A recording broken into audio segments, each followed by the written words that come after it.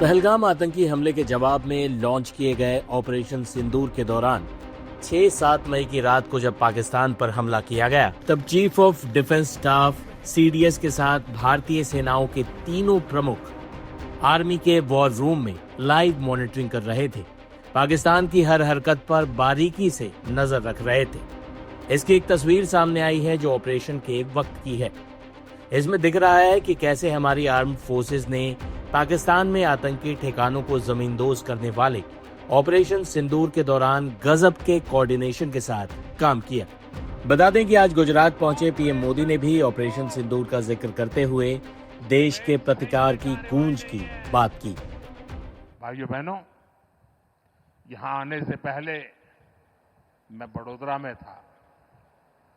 वहां हजारों की संख्या में माताएं बहनें आई थी।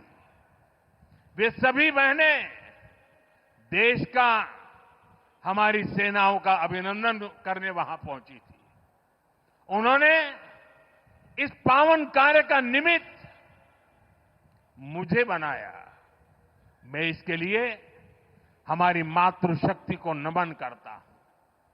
यहां दाहोद में भी आप सभी ने, माताओं बहनों ने तिरंगा झंडा हाथ में लेकर के ऑपरेशन सिंदूर के लिए अपना ढेर सारा आशीर्वाद दिया है। दाहोद की ये धरती तप और त्याग की धरती है। कहते हैं कि यहीं दुधिमती नदी के तट पर महर्षि दधीची ने सृष्टि की रक्षा के लिए देह का त्याग किया था। ये वो धरती है जिसने क्रांतिवीर तात्या टोपे के संकट के समय सहायता की थी। मानगढ़ धाम यहां से ज्यादा दूर नहीं है। मानगढ़ धाम गोविंद गुरु की सैकड़ों आदिवासी सेनानियों के बलिदान का प्रतीक है। यानी ये क्षेत्र मां भारती की मानवता की रक्षा के लिए हमारे तप और त्याग को दर्शाता है। जब हम भारतीयों के संस्कार हैं तो सोचिए, जम्मू कश्मीर के पहलगाम में आतंकवादियों ने जो कुछ किया, क्या भारत चुप बैठ सकता है? क्या मोदी चुप बैठ सकता है? जब कोई हमारी बहनों के सिंदूर को मिटाएगा तो उसका भी मिटना तय हो जाता है।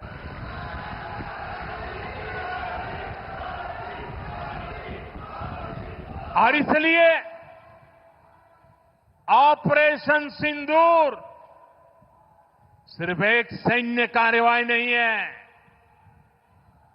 ये हम भारतीयों के संस्कारों, हमारी भावनाओं की अभिव्यक्ति है। आतंक फैलाने वालों को सपने में भी सोचा नहीं होगा मोदी से मुकाबला करना कितना मुश्किल होता है।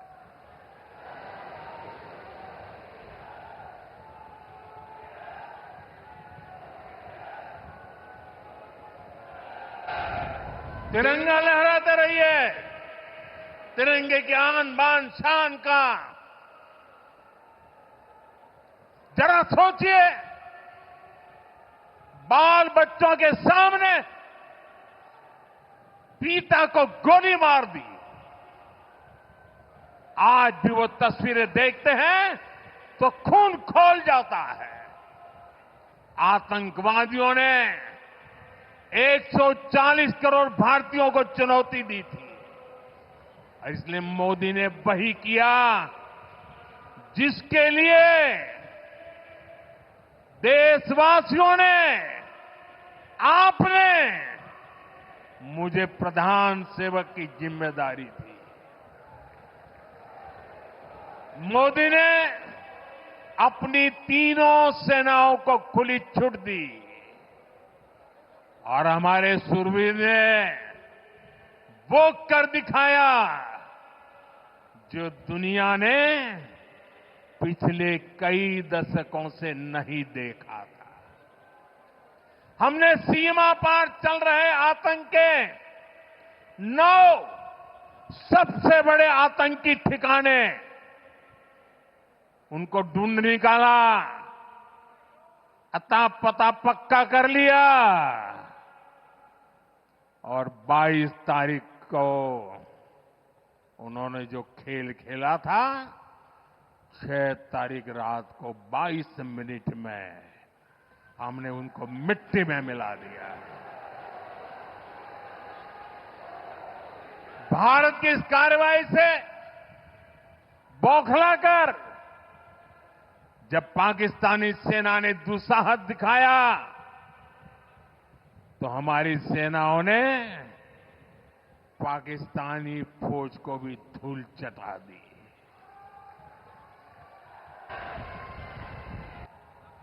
मुझे बताया गया यहां भी हमारे सेना के निवृत्त जवान बहुत बड़ी तादाद में आए हैं, हमारे कार्यक्रम में मौजूद है। मैं उनका भी सलाम करता हूं। मैं दाहोद की इस तपोभूमि से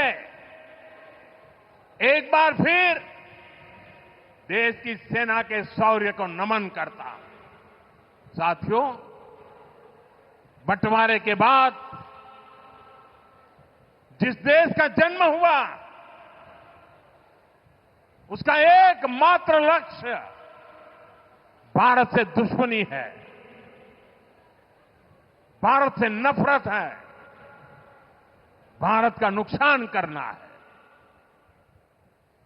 लेकिन भारत का लक्ष्य अपने यहां गरीबी को दूर करना है, अपनी अर्थव्यवस्था को मजबूत करना है, खुद को विकसित बनाना है।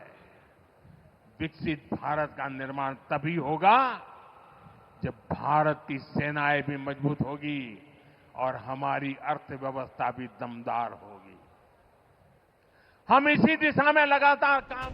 जहां ऑपरेशन सिंदूर ने भारत की सैन्य शक्ति और आतंकवाद के खिलाफ दृढ़ रुख को प्रदर्शित किया, वहीं सशस्त्र बलों ने अपनी बात को स्पष्ट करने और प्रभावी संदेश देने के लिए सोशल मीडिया पर कई आकर्षक पोस्ट और वीडियो जारी किए। ऑपरेशन सिंदूर का नाम और इसकी जो तस्वीर जारी की गई थी उसकी भी काफी तारीफ हुई। ऑपरेशन सिंदूर के बाद पाकिस्तान के कायराना ड्रोन अटैक का भी भारत ने मुंहतोड़ जवाब दिया।